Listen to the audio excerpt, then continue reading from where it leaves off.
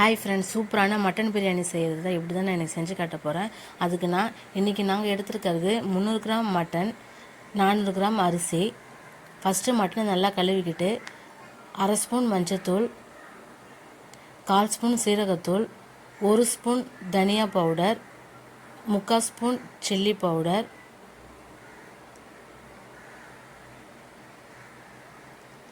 1/2 spoon garam masala, 1/2 spoon biryani masala,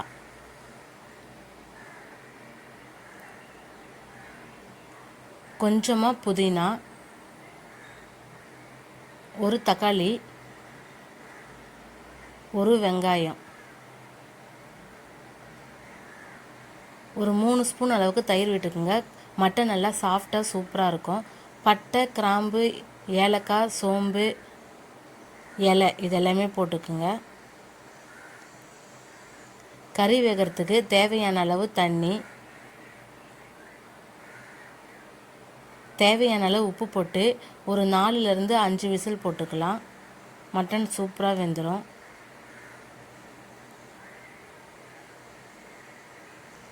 mutton வேக வைக்கும் போது 1 ஸ்பூன் அளவுக்கு எண்ணெய் விடுனாலும் விட்டுக்கலாம். இந்த மாதிரி செய்யும் போது மட்டனில் நல்லா மசாலாலாம் நல்லா இறங்கி டேஸ்ட்டு சூப்பராக இருக்கும். பிரியாணியும் நல்லா வாசனையாக சூப்பராக இருக்கும். இப்போ ஸ்டவ் பற்ற வச்சு பிரியாணி செய்கிறதுக்கு ஒரு பாத்திரத்தை வச்சுக்கோங்க. நான் 100 கிராம் அளவுக்கு எண்ணெய் ஊற்றிருக்கேன். எண்ணெய் நல்லா சூடானதும் பட்டை, கிராம்பு, ஏலக்காய், சோம்பு, ஸ்டாரு எல்லாத்தையுமே அதில் போட்டு நல்லா பொரிச்சதும் 5 வெங்காயத்தை கட் பண்ணி போட்டு அதையும் நல்லா வதக்கிக்குங்க. வெங்காயம் நல்லா வதங்கினதும் 2 ஸ்பூன் இஞ்சி பூண்டு பேஸ்ட்டு நல்லா பச்சை ஸ்மெல் போக நல்லா வதக்கிக்குங்க.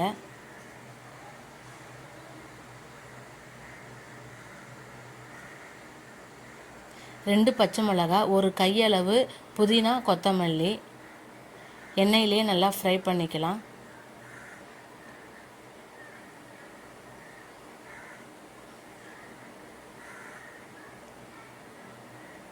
மூணு தக்காளி இதையும் நல்லா வதக்கிக்கலாம்.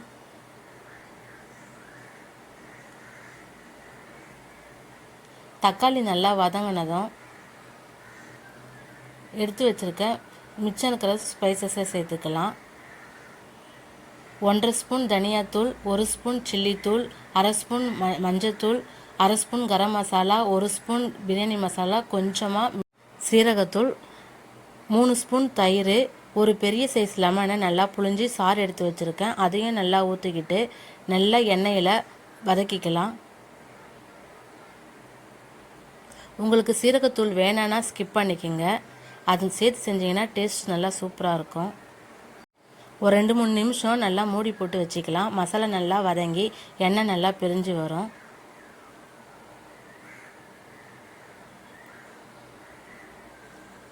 மசாலா நல்லா வதங்கினதும் வேக வச்ச கறி எடுத்து அதில் சேர்த்துக்கலாம்.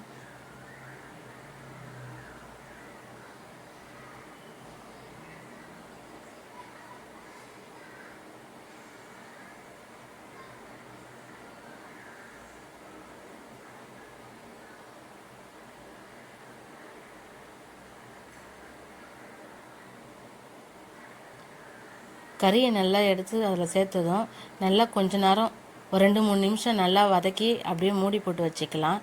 இன்னும் மசாலாவோட சேர்ந்து நல்லா சூப்பராக குக் ஆகிருக்கும்.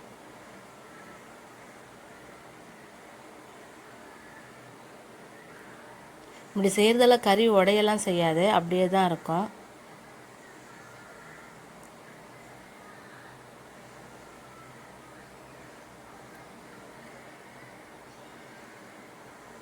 நல்லா சூப்பராக குக் ஆகிடுச்சு. இப்போ தேவையான அளவுக்கு தண்ணி, நான் 1/4 டம்ளர் அரிசி சேர்த்துருக்கேன். அதுக்கு 2/4 டம்ளர் தண்ணி ஊற்றிக்கிறேன்.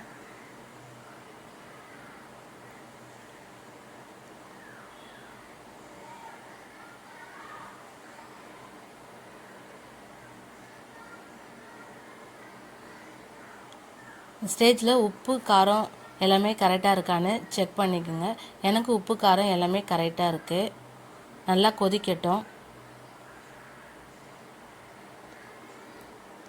தண்ணி நல்லா கொதித்ததும் கழுவி வச்ச அரிசி அதில் சேர்த்துக்கலாம்.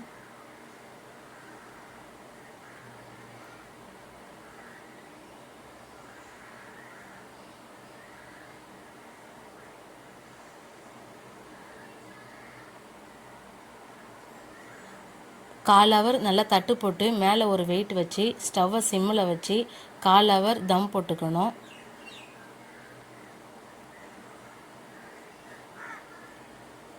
கால் ஹவருக்கு அப்புறம் ஸ்டவ் ஆஃப் பண்ணிவிட்டு இறக்கிக்குங்க.